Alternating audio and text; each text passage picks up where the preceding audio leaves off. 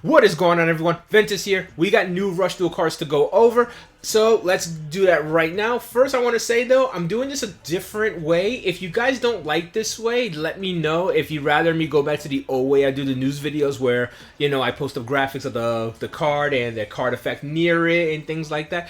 This way is a little bit faster and there's a lot of cards to go over, so I'm trying it this way. If you like it, let me know. If you don't, let me know as well, and I'll see how that looks in the comments and to see if I'm gonna have to do it this way next time or if I'm going to change it up. Just fair notice, I'm gonna do another news vid right after this one with the prime monsters, so you know the next these two news vids are gonna be in this style, but for the next one I might change it up if you guys don't like this. So let's go over our cards. We're gonna be going over the dice cards. Now you might have seen the thumbnail and some of you might be thinking, whoa, Joey's cards are making it to Rush Duel, that's pretty cool. No, these are Epoch Kamijo's cards. Epoch has a dice deck just like Joey does, but instead her deck is all dice. And like how Joey had dice cards, he'll have some here and there. I mean, he kind of is the duelist that made dice cards famous, but her whole entire deck is completely revolving around dice cards in general, so she's a great successor to his kind of dice strategy.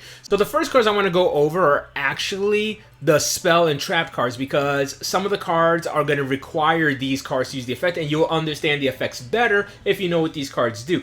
Granted, some of you already know what these do because look, it's graceful dice. We all know about graceful dice. In this game though, it's not a quick play spell card, it is a normal spell card with 0 requirements to activate it. All you have to do is roll a 6-sided dice, and all face-up monsters you control gain 100 attack and defense times the result until the end of the turn. Pretty simple, pretty much does exactly what it does in the regular game. Instead, it is a normal spell card instead of a quick play spell card. Next we have Skull Dice, which is of course just going to be a trap card like normal, but it actually has a requirement to activate. If you don't know, in Rush Duel, trap cards actually have requirements to activate. Hence, trap cards are responding to things in Rush Duels instead of just being able to activate them anytime. One of the biggest examples I like to think of is the Fetters of Fenrir card, the card that works with the Nordic monsters, where its effect is just search out a Nordic monster from your deck and add it to your hand. There's nothing trap about that. A lot of cards in Master Duel, they lose the essence of what makes a trap card a trap card. A trap is supposed to be something you spring up on somebody, and in Rush Duels, they kind of fixed that. They made it that all trap cards are in response to something and not just slower spell cards. So that's what I really love about Rush Duel trap cards and why they're kind of like essential in the game, unlike in regular Yu-Gi-Oh, where you can just see decks that probably don't even run any trap cards at all, because running spell cards is just so much more beneficial and you could do things during your opponent's turn. But trap cards is pretty much the way you interact with your opponent in Rush Duels. Just want to put that out there just in case you're new and just in case you're wondering why there's now a requirement for Skull Dice. But the requirement is when your opponent's monster declares an attack, which is great. That's what you want to happen, because if you know what Skull Dice does, is you roll a 6-sided dice and all face-up monsters your opponent controls lose 100 attack and defense times the result, which is great. You want your opponent to be able to attack into you, spring up Skull Dice, and hopefully decrease their monster's attack low enough that you can actually beat over their monster, and pretty much your opponent is crashing their monster into yours, and then hopefully they're losing their monster in the process. So Skull Dice and Graceful Dice pretty much work the same. The only difference is you can't use Graceful Dice during your opponent's turn like you could in the original game. Next we have Asura Dice. Now this one is a brand new type of dice card. It's a normal trap card. Requirement: when your opponent normal or special summons a monster face up. Effect: roll a 6-sided die, inflict 100 damage to your opponent times the result, and all face up monsters your opponent controls lose 100 attack and defense times the result until the end of the turn. Then all monsters you control gain 100 attack and defense times the result until the end of the turn. Absolutely fantastic card. Now some of you might be asking, why would you run Skull Dice when this card does so much more? The difference is this activates when your opponent summons a monster, which means your opponent is not going to run into any of your monsters with a clearly weaker monster. Skull Dice is a good card to spring up on your opponent mid-battle phase, and they can possibly lose their monster as a result.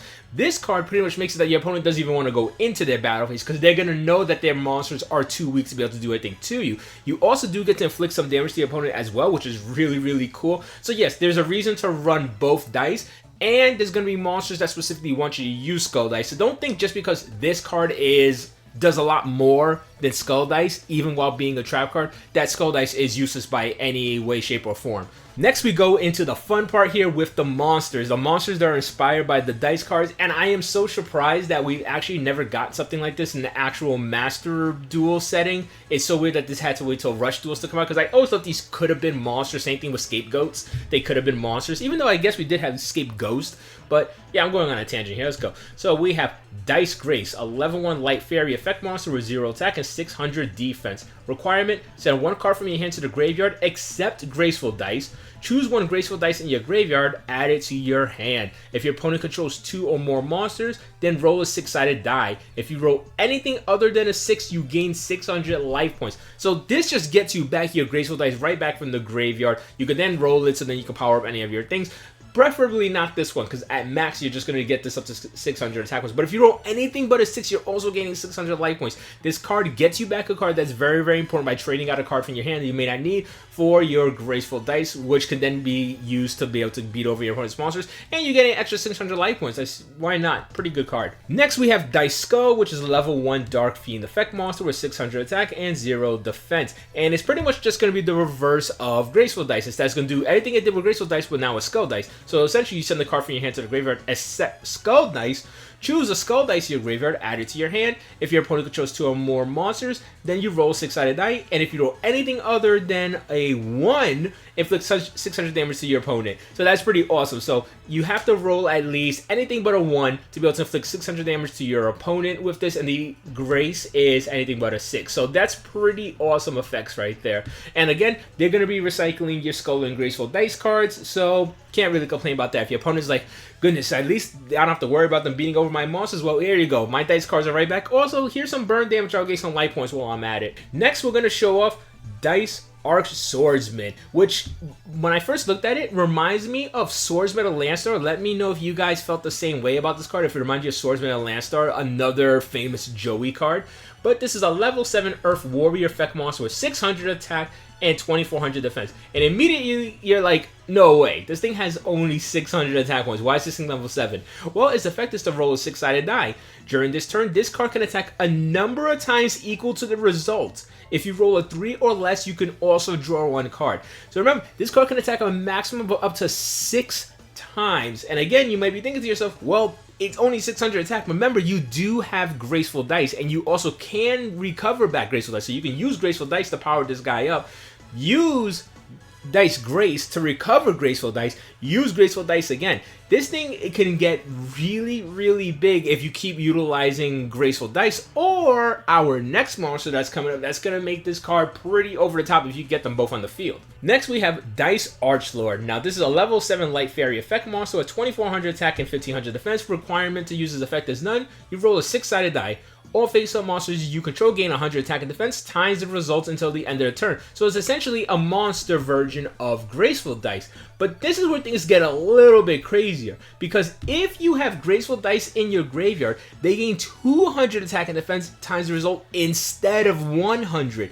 Meaning, if you roll a 6, everything's going up by 1200. Now, this previously weak monster, the Arch Swordsman, which only had 600 attack points, is now going up to 1800 attack points that can attack up to 6 times.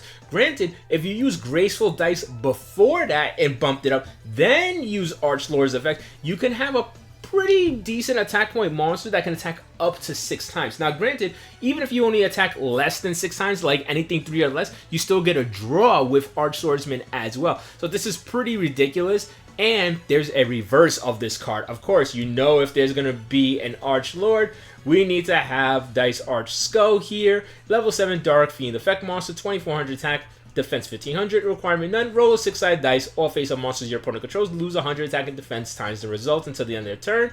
And like Archlord, if Skull Dice is in your graveyard this time, all monsters your opponent controls lose 200 attack and defense instead of the 100, which means you can actually decrease your opponent's monster's attack instead, which means Swordsman can get over them a lot easier. Even if you don't have Swordsman, the fact that these cards can increase your board by 200 times a dice result, or even decrease your opponent's board by 200 times the dice result, is pretty ridiculous. Because, I mean, the worst you can get is a 1, but even if you got something like a 3. An extra 600 attack boost or extra 600 decrease is actually incredibly strong in the Rush Duel format. And it doesn't matter what level your opponent's monsters are. Even big maximums could be decreased by this card's effect. So that makes it pretty awesome to be able to get around your opponent's cards. Next we have Dice Key Caramel, and I gotta say I love the artwork of all the next cards that are coming up because they all remind me of Live Twin artwork. This is gonna be pretty awesome. I'm kind of glad that Epoch is getting some newer dice cards than the ones we've seen so far in the anime. I can't wait to see her actually use these. And considering the set numbers, they are looking like they're actually going to be her cards and not just pack inserts just to help out the deck. So again, Dice Key Caramel, level 3 light fairy effect monster, 300 attack, 1200 defense. Requirement for effect is none. Continuous effect. If you have a face of level 7 or higher monster with an effect that rolls a 6-sided die, your opponent cannot activate trap cards during the battle phase. Again, so if you power up Arch Swordsman enough, your opponent now can't even counter back with trap cards against this monster. I mean, that's pretty darn good. I mean, it's a very weak monster, but it does assure that your attacks can get through without any problem because, again, trap cards are pretty much the only way your opponent's going to be able to interact with you during their turn. Next, we have Dice Key Mina, and is a level 4 light fairy effect monster with 1200 attack, 0 defense requirement. If you control a monster with an effect that rolls a 6-sided die, send the top card of your deck to the graveyard. Now, this one doesn't matter if it is a level 7 or higher like the other one. It could be any of the monsters we've previously shown. Even the newly revealed legend monster Snipe Hunter works with this card as well. The actual effect is all face-up monsters you control gain 600 attack until the end of your opponent's turn. Then you can choose a fairy monster with 300 attack and 1200 defense to your graveyard and add it to your hand. The only monster it's going to be targeting with this is the other Dice Key monster, which is great because this deck has a lot of high level monsters, so being able to get yourself another monster that pretty much turns into a tribute summon is great, or you could just summon Dice Key Caramel. That way you could shut off your opponent's trap cards during the battle phase. Next we have what would be considered the boss monster of the deck, and that's Dice Might Girl Chirori. And she is a level 7 light fairy effect monster with 2400 attack and 1600 defense with no requirement to use her effect. But the effect is roll a 6-sided die, apply the following depending on the result of the die until the end of the turn. If you get a 1 or 2, this card loses 1000 attack, which could be mitigated if you roll really well with graceful dice during that turn. So that's a bad result, but you know, you could probably mitigate it somewhat. If you roll a 3 or 4, this card gains 600 attack points, meaning this is a 3k beater, and you're going to probably be powering up or decreasing your opponent's monsters with your other dice monsters. So that's pretty good, but the big one here is a 5 or a 6. You could choose one face-up monster your opponent controls and have this card gain attack equal to the chosen monster's original attack. So this becomes a Utopia Ray victory. Essentially, this is going to be able to beat over any monster. If your opponent has a maximum monster, this is getting over it. Any big monster is going down. Even 5-headed dragon is going down. And remember, it copies the attack points on top of it, and you're also going to probably be powering up this monster anyway with your Archlord and with your graceful dice. So this thing is possibly be able to just completely obliterate your opponent during the turn if you could get that 5 or a 6. So yeah, we have the dice cards here. So overall, while this is a very luck-based deck, I mean, everything relies on the roll of a dice, it doesn't seem like it's hindered too much by how badly you roll, because you have cards that can recover your dice cards so that you have chances to re-roll. You have ways to even power up bad results with the Arch Skull and the Arch Lord. You have synergy to be able to get you back your monsters. You have ways to be able to power up your monsters irregardless of the dice as well. So overall, this is looking to be a pretty interesting deck, and I know dice decks and like coin flip decks are usually get a bad rep because they're purely luck oriented, and while this deck is luck oriented, I think it has a good amount of synergy that even if you don't roll well, you will be able to still come out on top. But if you roll well, you're pretty much gonna send your opponent to the Shadow Realm instantly, because I mean, even Archduke, I mean, even if you roll a 3, that's still 3 attacks with that monster that you could power up and you get a draw. So essentially the fact that you rolled terribly is not really too much of an issue. That's what we have for you guys today.